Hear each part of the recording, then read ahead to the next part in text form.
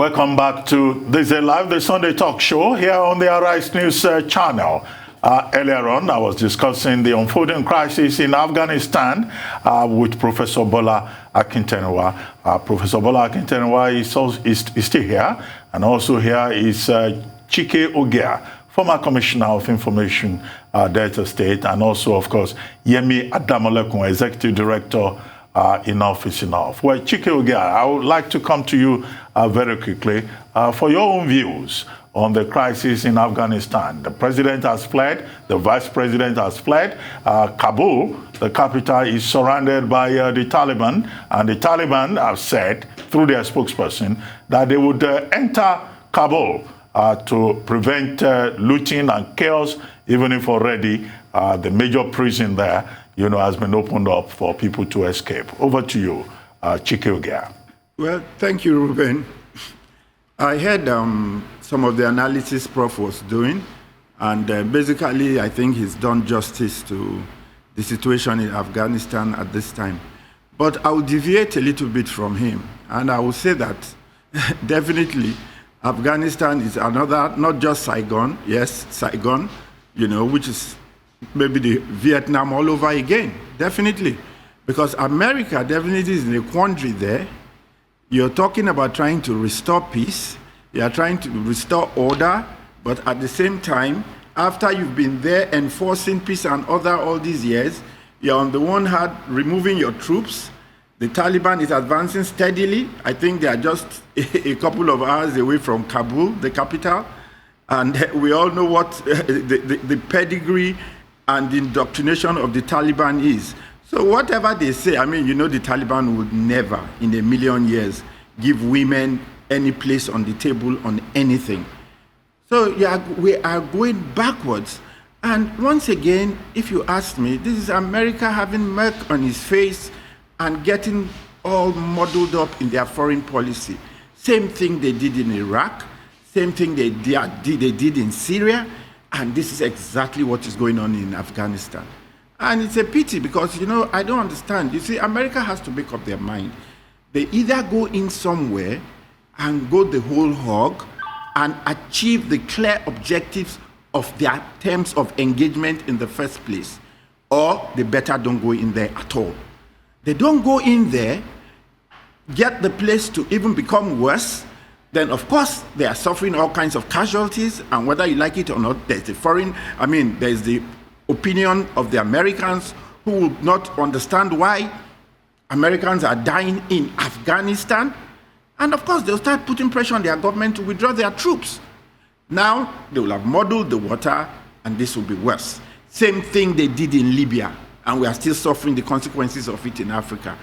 So, you see, America, we are going into the 21st century with all of technology and all of that. They have to really look into their foreign policy and, if you asked me, start reorientating their terms of engagement in this kind of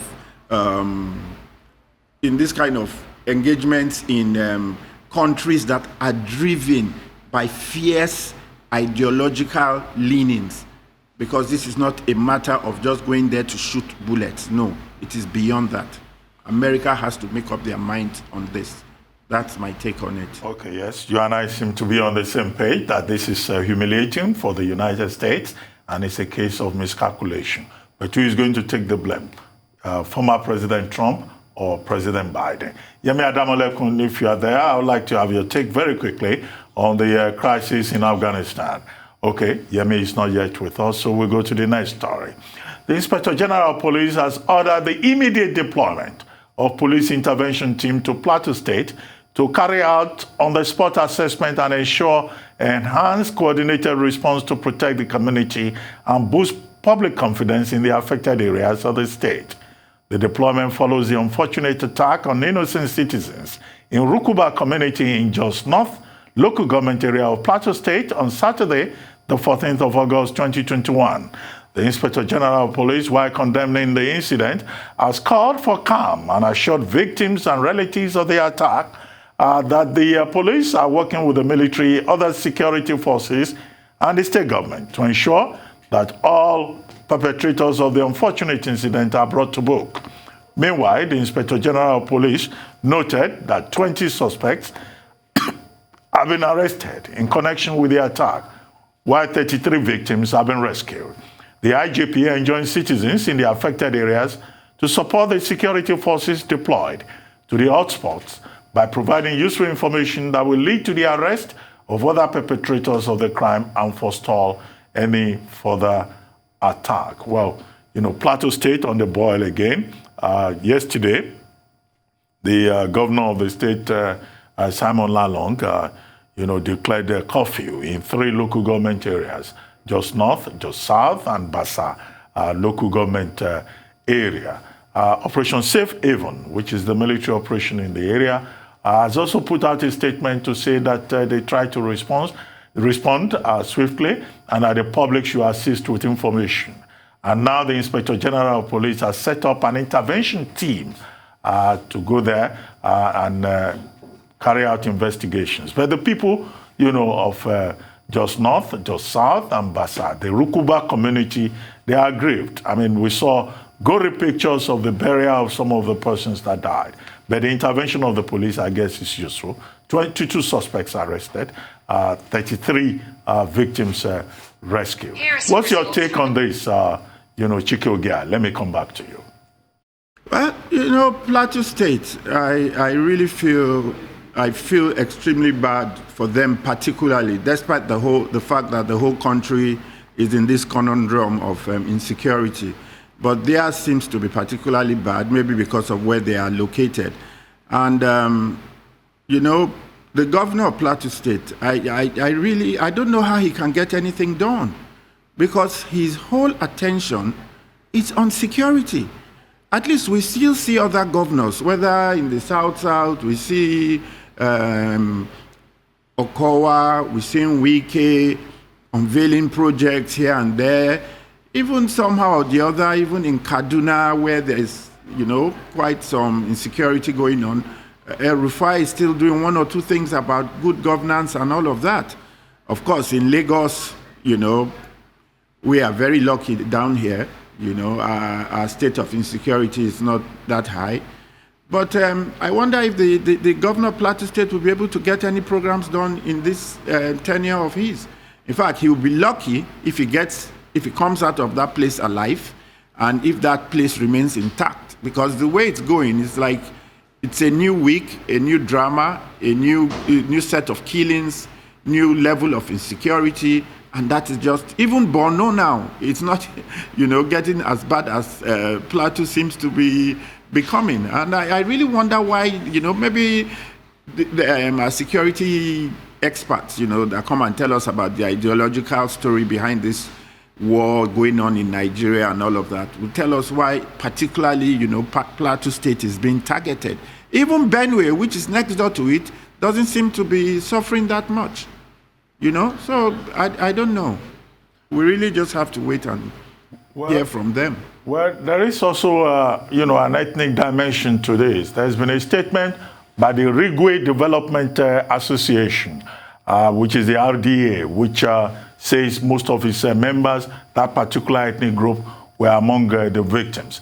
And they have issued a statement saying that they are skeptical about the intervention of the police, even if they thank officials of Operation Safe Haven and Operation Rainbow for showing up at the mass burial of the victims yesterday. But let's take a short break here on Thisday, the Sunday Talk Show. When we return, I will take the views of Professor Akintenwa and Yemi Adamolekun, and we'll move on from there.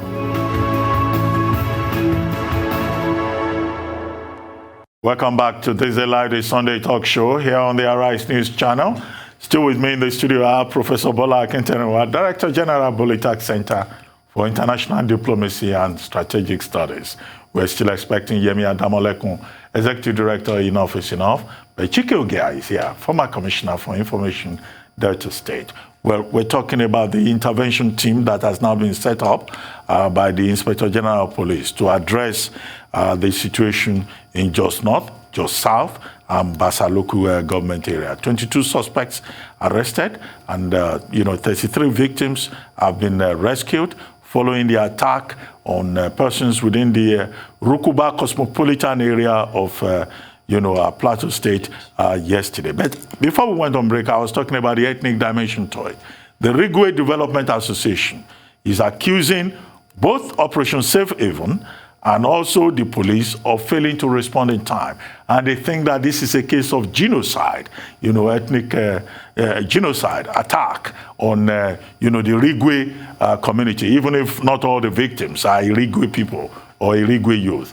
But the MACBAN, the Miyetti Allah Cattle Breeders Association of Nigeria, has also reacted swiftly to say there was an attack, an unjustified attack on travelers coming from Bauchi, passing through, Jos, also yesterday, and they too have condemned that. So what we're dealing with here, is it a case of the security agencies not responding swiftly enough, even if Operation Safe Haven said, insist that they intervened early enough, or is this a case again of ethnic conflict?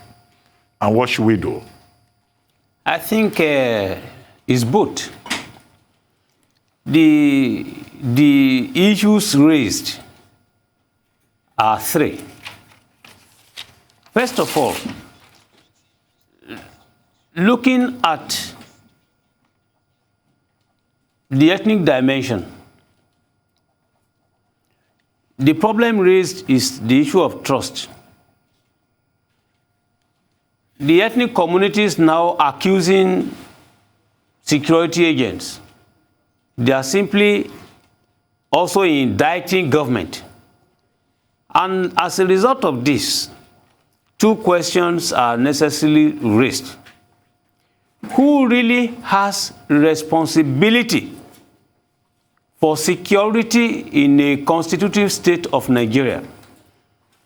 Some observers, political observers, have said that it is the governor of a state that should actually assume responsibility for security in their state. Some have also argued that the purpose of the federal government itself is to secure lives and property. Now, the question you ask, have the security agents attended to complaints on time or not? We need to look at this intervention in this context. For instance, if people were traveling yesterday and the security agents did not quickly attend to that, who should be blamed? And I want to submit here that, look, at the end of the day, why is it that insecurity has become recidivist in Nigeria? This is where I think who has responsibility should be addressed. Well, whatever the situation is, every Nigerian should feel safe and secure in any part of Nigeria.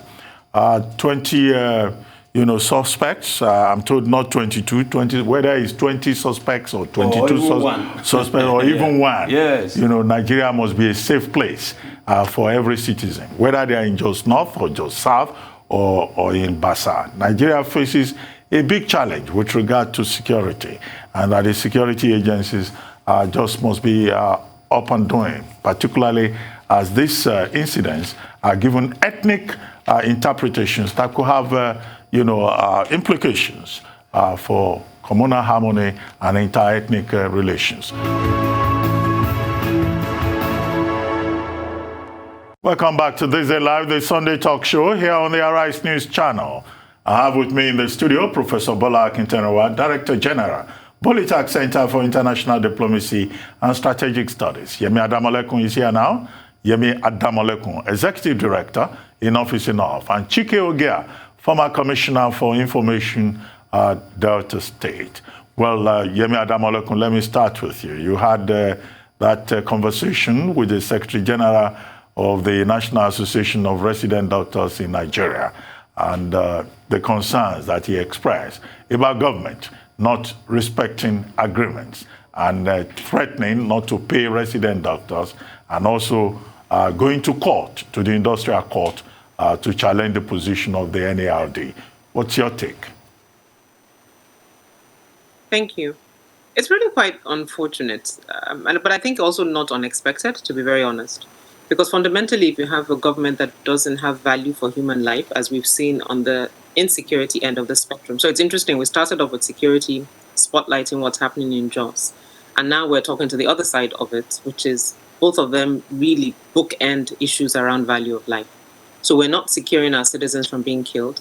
And at the same time, we're not securing them from dying from curable illnesses because we're not paying our doctors well enough.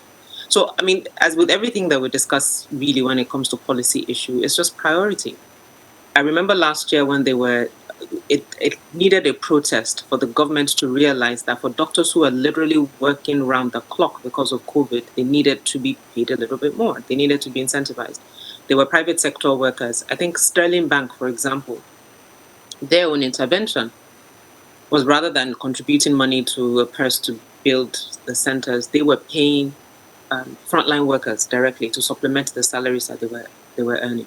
We've heard stories of people who died because nurses literally fell asleep because they've been working 24 hours. So their oxygen tanks ran out and there was nobody awake to sort of pick that up. And it's not today. Strike has become a dime a dozen because it's the only way you can get this government's attention. It's the same way citizens protest. It's the same way citizens go to the streets for whatever myriad of issues, from electricity to police brutality to people stealing, whatever it is that you're protesting about. It's an action to force a conversation, to force you to pay attention to what I have been saying. And Mr. Isogun, and you could tell the pain, the anger, the frustration, the things that they've done in good faith. Because, I mean, I dare say,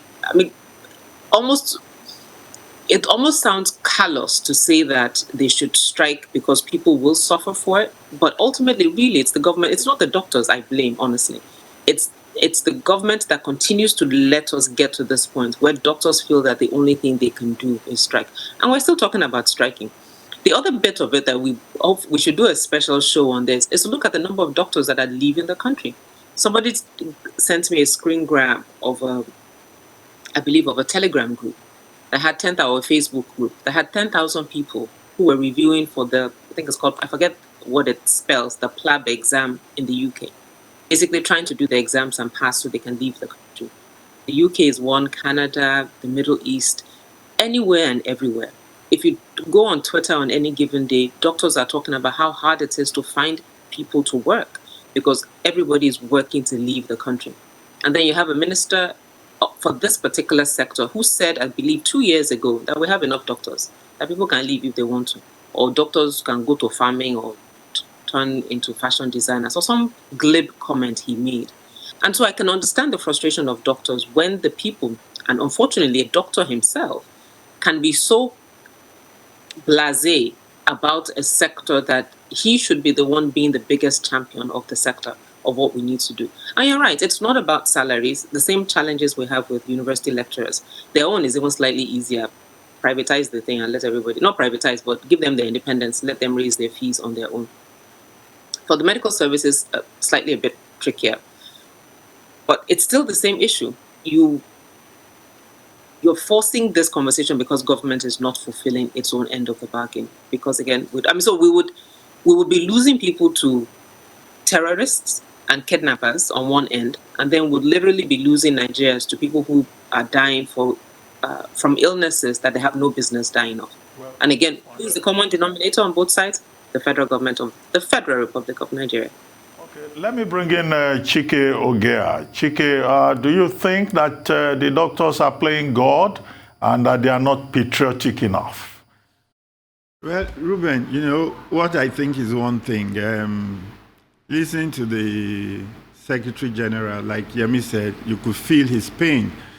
And from what he said, there's so much to unpack, So I begin to wonder, what answer do you want? Do you want a political answer or do you want the truth? I don't know which. Just speak your mind. Speak your mind.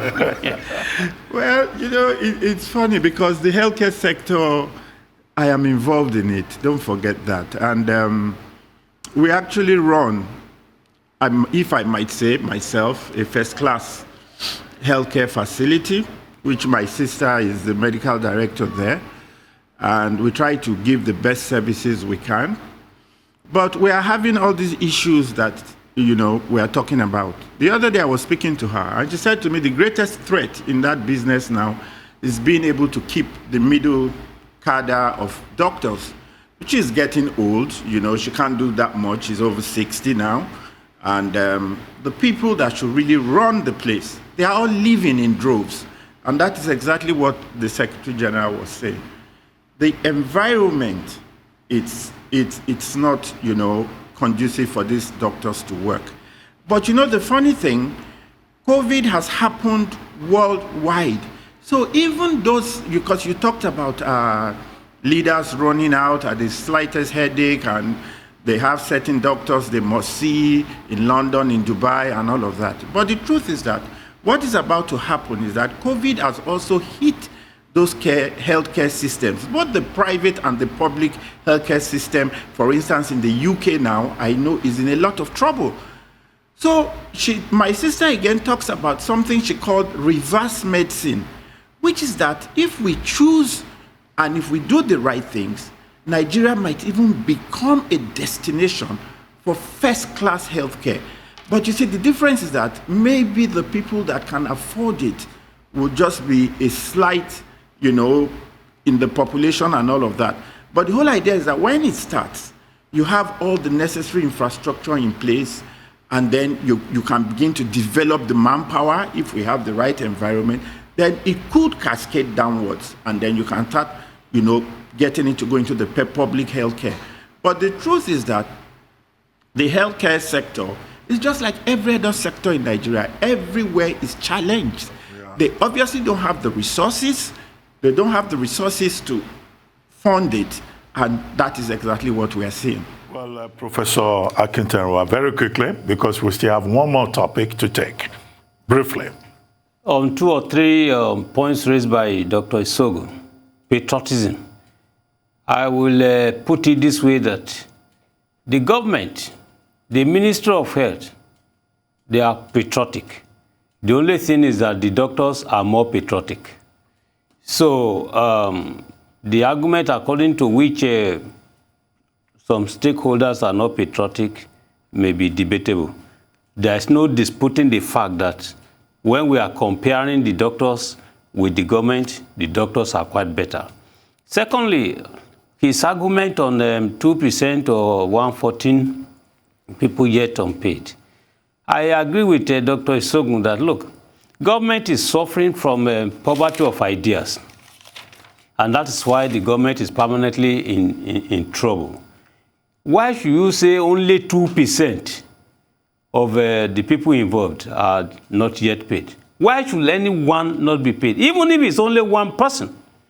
In this case, the Dr. Isogun made the clarification so interesting that, look, if, for instance, one person cannot feed, how will you expect him to be able to work?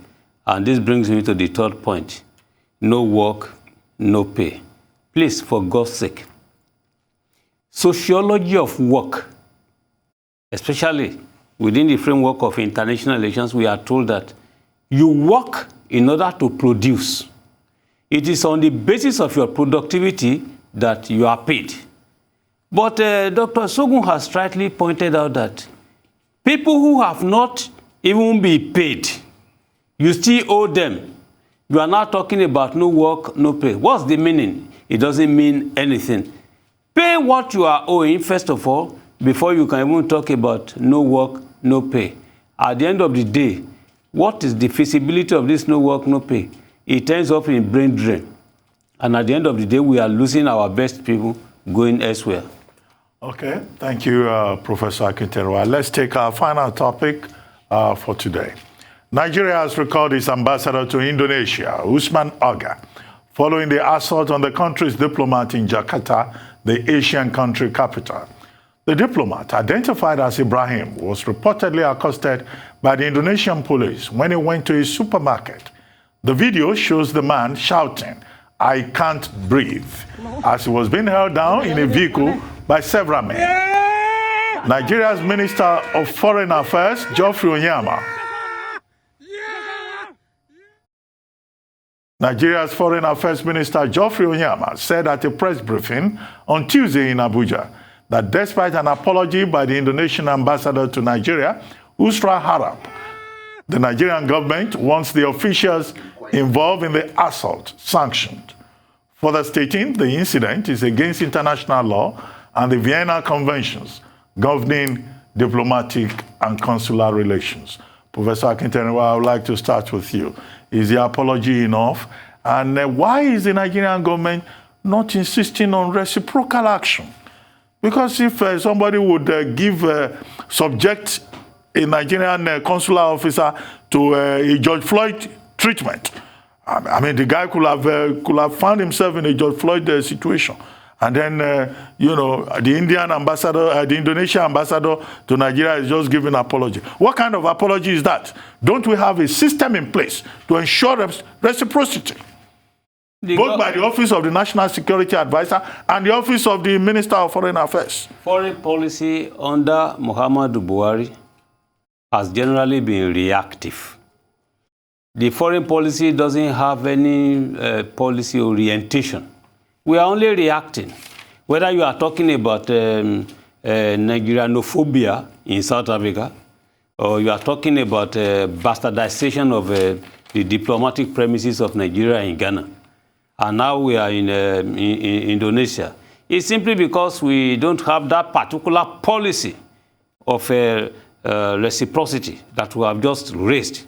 In this particular case, the Indonesian government, agents, all of them, I simply think that they looked at Nigeria as a country that, is not worth giving them respect to. The mere fact that Article 29 of the 1961 Vienna Convention on Diplomatic Relations specifically provides that under no circumstance should the person of a diplomatic agent be violated, regardless of whatever offense that might have been committed. It's enough reason for Indonesian government to give due respect to the Nigerian diplomat. But the issue is simply that in this case, whether or not the Nigerian diplomatic agent had been able to identify himself or not, the due process there is when an individual purports to be a diplomatic agent, the options you have, you either follow the diplomatic agent to his office, purported diplomatic office, or to his house. You do not have to compel the diplomatic agent to now suggest to you, okay, I will follow you to your office. So it is so clear that the Indonesian government cannot come up with any argument of apology. No, it's not an argument of diplomatic illness, where you now try to find excuses. Please, apology in this case is not tenable. It's not acceptable. And that's why I recommend reciprocal action to the Office of the National Security Advisor. Yes, this thing can be done, but what should be done should go to the extent of diplomatic rupture, to send appropriate messages to other countries who do not want to acknowledge that Nigerians, regardless of the activities of a few Nigerians that might have engaged, please, in this case, we need respect for the people of Nigeria. Nigeria is a sovereign state that deserves due respect worldwide. Yemi Adamolekun, what's your take? Well, Prof is the expert here, so I'll defer to him. But I think for me, what's quite disturbing, again, as we saw with, I think it was June 12, when there was a protest at Lekki toll gate, and we had a police officer recording abuse of Mr. Macaroni and a few other citizens that they had arrested. The same way at the toll gate, like NSAS protest, at the Lekki massacre, where the footage was obviously taken by someone military because of the angle of the camera.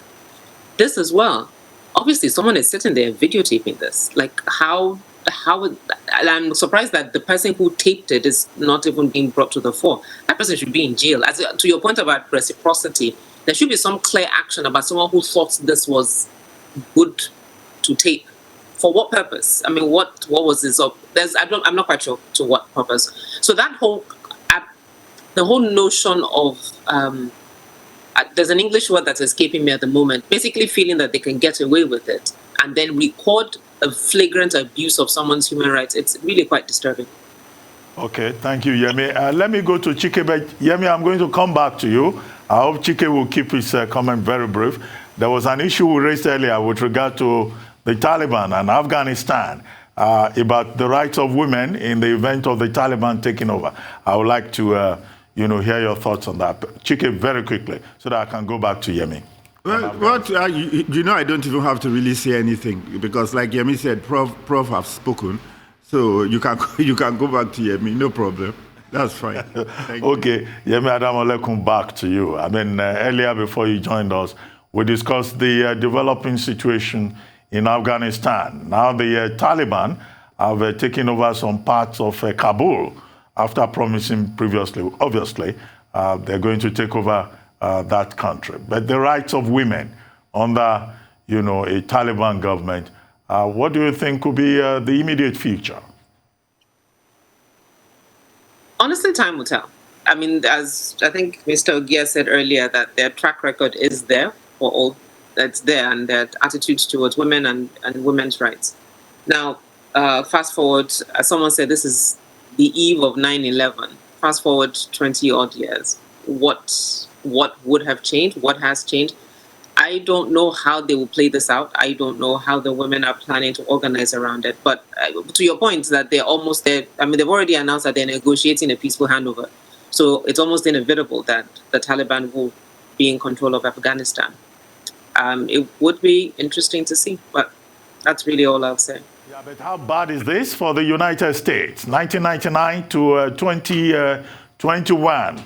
One of the points we made earlier on is that this is, miscalculation on the part of the United States, that the United States has been humiliated and that this is another Saigon, and that who should we blame? Between Trump and President Biden, and did the U.S. act prematurely to negotiate with the Taliban and to pull out about half of his troops? Well, the truth of the matter is, I believe that whenever the U.S. leaves Afghanistan, we were going to get some shade of this. And to your point that you made earlier in the conversation, that the Taliban were probably emboldened by the Americans' announcement and the fact that they had already started taking over cities. Now, this is not to say that the Afghan army, which the American government has invested significant amounts in, and the Air Force, which has been used to keep the Taliban at bay. But then you wonder, as someone said, that is it mind over matter? So the Afghan security agencies might have the equipment, but are they really as invested in protecting Afghanistan as the Taliban was in taking over Afghanistan? And so whoever, in a sense, had the most, whoever felt it, they wanted it the most, really, and it would seem that the Taliban did.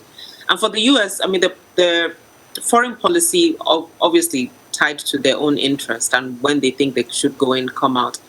But given what's happening in terms of terror around the world, I really don't know. I don't believe that their decision was timely, and it will take, in the next couple of months and years, we'll see how this plays out. Okay, well, thank you very much, Yemi Adamolekum. Thank you, Professor Akintanwa. And thank you, Chike Ogea. You've been watching Thisday Live, the Sunday talk show here on Arise News. I'm Reuben Abati. From my entire team here in Lagos, it's bye for now, and thank you very much for watching. We'll see you again next Sunday. Thank you.